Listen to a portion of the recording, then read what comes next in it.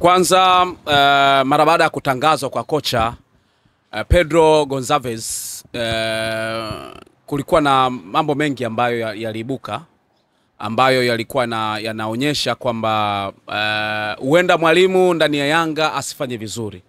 Lakini kuna upande mwingine unaonekana kama matarajio yamekuwa makubwa sana kwa kocha huyo pia kufanya vizuri. Kwanza mimi nikiri kabisa kwamba Yanga wamemwajiri kocha mwenye profile kubwa, kwa maana ya kocha ambaye alipeleka Angola kwenye hatua ya robo finali kwenye mashindano ya AFCON yaliyofanyika pale Cote d'Ivoire, Ivory Coast, na kuifikisha timu kwenye nafasi hiyo ilikuwa ni sehemu ya kuonyesha kwamba ni kocha mkubwa. Kwa hiyo Yanga tunataka tukasema kwamba ameenda kumchukua kocha ambaye ana profile kubwa, kocha ambaye ukimuona nasema yes ni kocha.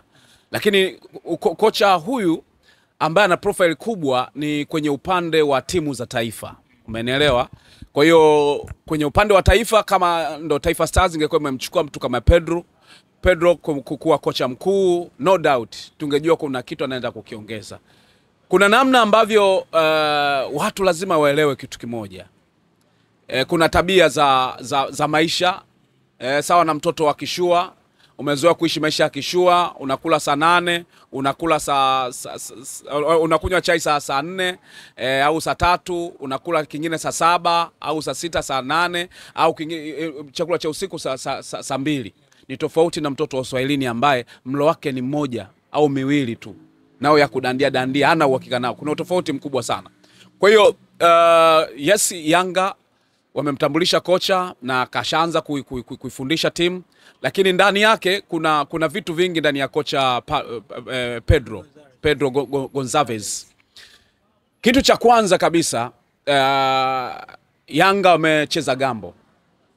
Wamecheza gambo kwa maana moja tu, inaweza katiki, yani yeye anaweza kafanya vizuri ndani ya Yanga au asifanye vizuri. Lakini kwa upande wangu mimi naona nafasi kubwa sana ya kocha Gonçalves kuto kufanya vizuri ndani ya Yanga. Kuna nafasi kubwa sana kuliko kufanya vizuri. Kwa nini? Kwa sababu kwanza ni kocha ambaye hajawahi kuwa kocha mkuu. Tunanielewa? Hajawahi kuwa kocha mkuu wa klabu. Ametoka Sport CP pale Ureno. Alikuwa kocha wa under 17, under 20 na under 23. Ni profile kubwa, na ukizungumzia mtu aliyefundisha kwenye level kama hizo pale Ureno, ukimpa timu yako ya taifa za Afrika, maana yake ni mtu mkubwa. Ureno umetoa mbali sana sisi kama taifa hasa kwenye timu za taifa. Ametoa mbali sana. Kwa mtu ambaye amefundisha timu za under 20, under 23, under 17 kwa Ureno, afu amekuja kufundisha timu yako ya taifa, ni hatua kubwa sana. Na kafundisha pia Angola, kafundisha under 17 na under 20 pia kwenye timu za taifa za vijana. Lakini baadaye akampandisha kwenda kwenye timu kubwa, kwa maana timu ya taifa ya Angola. Na kama unafahamu Angola pia wanazungumza pia Kireno, nao ni watawalia na Ureno. Kwa hiyo mazingira yake hayakuwa mazito sana na kaifanikisha kwa maana ya kufanya vizuri. Sio kama unanielewa vizuri. Na kusoma. Kwa hiyo sasa kilichokuja baadaye, akaifanikisha timu kwenda kwenye hatua nzuri zaidi za kimashindano. Umeelewa? Yanga wakaona kama amefikisha hapo, anaweza akafaa pia kwenye upande wa timu yao. Mahesabu ambao wameyapiga Yanga ni mahesabu ambao ni magumu. Ni mahesabu ambayo yanaweza katokea, lakini hatua ya kutokea ni asilimia chache kwenye mafanikio. Kocha aliyefundisha timu za taifa, kuna mfano, kuna kocha anaitwa Joachim Löw, alishaye kufundisha Ujerumani. Sawa? Alifundisha Ujerumani, kwenda kufundisha vilabu vingine huko kakwama. Kwa sababu gani? Tabia za kwenye klabu na tabia za kwenye timu za taifa ni ngumu. Ila mtu ambaye katoka timu ya taifa kwenye vilabu akaenda timu ya taifa ni rahisi sana, kwa sababu anapata urahisi zaidi. Yaani kutoka kwenye klabu ukienda kwenye timu ya taifa, yani unapata urahisi kuliko kwenye klabu. Kwa hiyo mazingira ambayo anaenda kukutana nayo kocha Gonçalves ni mazingira ambayo ni magumu sana kwa upande wake. aanze kupanga daily to daily activities za klabu. Lakini huoni kuna kocha ambaye kamkuta pale Patrick Mabedi kama akiwa anasaidiana naye? Of course inawezekana ni advance nzuri sana kwa Patrick Mabedi, lakini pia ni kocha ambaye naye kwenye ligi ni mgeni. Toka ameingia Patrick Mabedi naye hakuwahi kusimamia kama kocha mkuu kwenye ligi ya Tanzania. Ila of course akiwepo Afrika Kusini amesimamia Kaizer Chiefs. Si unaelewa? Kwa hiyo sio kocha ambaye useme hawezi kutoa chochote kwa kocha mpya. Lakini pia kuna kocha mwingine ambaye ni Pedro pia. Kuna mapedro wawili pale. Kocha msaidizi naye anaitwa Pedro, ambaye yeye kashaye kufundisha kwenye level za klabu. Anawezekana experience za vilabu inaweza kumsaidia. Lakini kocha mkuu wa klabu ya Yanga hajawahi kuwa kocha mkuu wa vilabu. Hiyo ni changamoto kubwa sana kwa Yanga. Kwa hiyo hawa Mabedi, Patrick Mabedi na Pedro, kocha msaidizi ambaye anafahamika kama Pedro, anaweza kana na msaada mkubwa kuliko kocha mwenyewe. Kocha anaenda kuwa pia mwanafunzi kwenda kufundisha vilabu ndani ya Yanga. Na Yanga hiyo ambayo tunaizungumzia ni Yanga ambayo inaenda kwenye hatua ya makundi. Ipo kwenye hatua makundi sasa hivi. Bado tu draw haijafanyika. Hajajua atacheza na nani. Lakini hata huko kwenye mashindano makubwa kwenye ngazi ya vilabu hajajua. Kuna tabia zake huko pia. Unacheza game kwa namna gani? Unapocheza timu ya taifa kwa mwaka mzima unaweza kucheza labda mechi 6 tu. Za kirafiki kadhaa huku back to back, kila siku uwafanye wachezaji wa improve, ufanye logistics za analysis, uangalie maendeleo. Kila siku nasafiri kwenye timu nyingine, hakuna sehemu ya kupumzika. Kwa hiyo kuna kitu ambacho mwalimu inawezekana akutana nacho kigumu sana. Mimi kwangu ni shabeti mwalimu hana muda mrefu wa kupata lawama ndani ya kikosi cha Yanga. Leo Young Africans na kibarua dhidi ya Mtibwa Sukari. Itoshe kusema kwamba Pedro Gonçalves kwamba ni mechi yake sasa ya kuangalia namna ambavyo anacheza, ubora wake, ama ni mapema sana tuendelee kumpa muda hii ikiwa ya kwanza, lakini isitoshe kutoa hukumu ya moja kwa moja? Mechi dhidi ya Mtibwa Sugar kwanza siamini kama anaweza kasimama kama kocha mkuu kwa sababu ya muda ambao kaingia kwenda kuifundisha, kaingia kutambulishwa. Katambulishwa Jumamosi, Jumapili siku ya kazi, Jumatatu ndo siku Jumapili kwa sio siku ya kazi, Jumatatu ndo siku ya kazi. Sidhani kama vibali vyote vitakuwa vimekamilika kwa muda huo mchache. Kwa naamini kuna wakati wa kusubiri. Inawezekana mchezo dhidi ya Mtibwa Sukari asiweze kusimama kama kocha mkuu kwa sababu vibali naamini vitakuwa havijakamilika vyote. Kwa bado tutategemea kuona mbinu za Mabedi. Hata kama angekuwa amekamilisha vibali vyote, bado ana kuwafahamu sana wachezaji kwa muda huu ambao ameshafika. Lazima itabidi atumie mfumo ambao Mabedi aliutumia kwenye mchezo dhidi ya Silver Striker.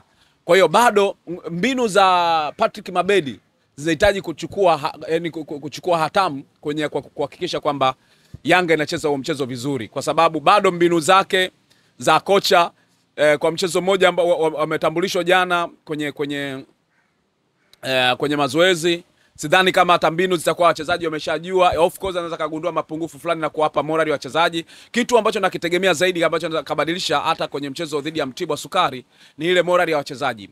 Wachezaji anapoingia kocha mpya huwa wanaanza kujirejumu wao wenyewe. Kila mmoja anatamani kuona kwamba inawezekana mwalimu huyu akapendezwa na mimi. Hebu nionyeshe uwezo wangu.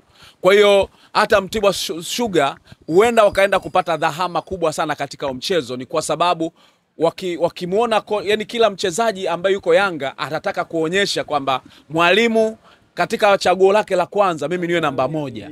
Umeona? Kwa hiyo utakuwa ni mchezo mgumu ambao Mtibwa Sukari naamini wanaweza kukutana na kimbunga ambacho kinaenda kuzoa mpaka vumbi mwisho siku kwa sababu ya wachezaji kutaka kumuonyesha mwalimu. Lakini mbinu ambazo zitatumika ni za Mabedi. Kwenye kile ambacho Young Africans wanakitaka, walimtimua Romain Folz kwa sababu wanashinda lakini mpira haulizishi. Kwa maana kwamba kuhitaji pass, mpira ambao unatembea, pasi za chini mpaka wanafika kwa mpinzani, kama ambavyo ilikuwa awali dhidi ya Gamondi na wakina na Sudin Nabi. Unamuona huyu Pedro anaweza kufanya hicho ambacho Young Africans walikuwa wanakitaka? Pedro anaweza kukumbana na ugumu sana kwa mechi za mwanzoni, hasa kuinject mbinu zake mpya. Mechi za mwanzoni akisema badilisha kila kitu, anaweza akajiingiza kwenye lawama mapema sana. kwa sababu hata mwalimu Romain Folz inawezekana hata zile lawama tu kwa watu walikuwa wanamuonea, kwa sababu ulikuwa ni muda mfupi sana ambao kwanza timu aliingia nayo kwenye kwa maana ya pre-season, lakini pia kwanza harakati za kuifanya timu aicheze kama unavyocheza wewe haiwezi kuja kwa siku mbili, haiwezi kuja kwa michezo miwili. Kwa hiyo mimi ninachokiona ni namna ambavyo Yanga wanatakiwa, mashabiki wa Yanga waendelee kwa uvumilivu kumpa nafasi mwalimu, ili kama ni lawama zije kwenye lawama kwake kwamba kashindwa kuinject. Uwezi kumlaumu mwalimu kwenye michezo hata 3 au 4, mwalimu mpya, kwa sababu atataka kwanza atumie mfumo wa mwalimu mpya ambaye anautumia, alafu aanze kuingiza mbinu taratibu. Kikubwa kwa sasa hivi kwa mwalimu Pedro Gonçalves ni kupata matokeo. Yani hicho ndio kitu cha kwanza, kupata matokeo. Hizo mbinu ambazo taanza kuingiza tabidi aingize taratibu. Hata wachezaji ambao atawatumia, hata watumia wachezaji wengine wapya tofauti na wale ambao wameona wakitumika, ambao wameaminika kwa sasa. Ila hao wengine wataanza kumuonyesha kwenye mazoezi kwamba anaweza kuongeza kitu kingine kwa mchezaji fulani kwa mbinu hii. Kadri atakavyokuwa anacheza kwenye mazoezi, lakini pia atakavyokuwa anacheza kwenye ligi, yule ambaye atakuwa anaenda kumpa matokeo mazuri ndiye ambaye ataenda kuona huyu anaweza kumtumia. Kumbuka walimu huwa wanaweza kumpata mchezaji kutoka kwenye mazoezi akamridhisha kwenye mazoezi, kwa sababu timu iko kwenye rhythm. Kuna kipindi anaweza kufanya mabadiliko wakati mchezo unaendelea kwenye mchezo wa ushindani, akambadilisha, akampa mtu mwingine nafasi kidogo, akamuonyesha kitu bora zaidi cha yule niliyemtoa. Hata kama dakika 10 zimebakia za mwisho, akafunga goli au akaassist au akaonyesha ubora zaidi kwenye mchezo mwingine, anaweza kumwamini kwamba hebu anza huu mchezo. Na akienda kuonyesha ule mchezo vizuri, anaweza kucement ile imani kwa mwalimu kwamba huyu ni mchezaji wangu. Kwa hiyo mimi naambiaga siku zote, ili mwalimu apate first 11 acheze michezo miwili tu, yani au mchezo mmoja ukawa na first 11. First 11 kwa kocha huyu ambaye ni mgeni, anategemea wachezaji ambao atawaamini ndani ya michezo hata 5, ndo anaweza kupata first 11 yake kwamba huyu ni chaguo langu, kwa sababu yuko consistency katika michezo 3 mfululizo. Bado namtumia na ananipa kitu kilicho bora. Huyu ni chaguo langu la kwanza. Huyu amenipa kwa asilimia kadhaa, lakini anaridhisha. Chaguo lingine huyu hajanipa hii, kwa bado anaendelea kuchagua. Kwa hiyo mwalimu Pedro atakutana na changamoto za kwanza, kuzoea ligi, kuzoea wachezaji, kuingiza mifumo mingine mipya kwenye mbinu zake hizi, ili iweze kuleta impact ya mafanikio. Kwa hiyo kuna kitu cha kukifanya. Shukrani sana. Asante.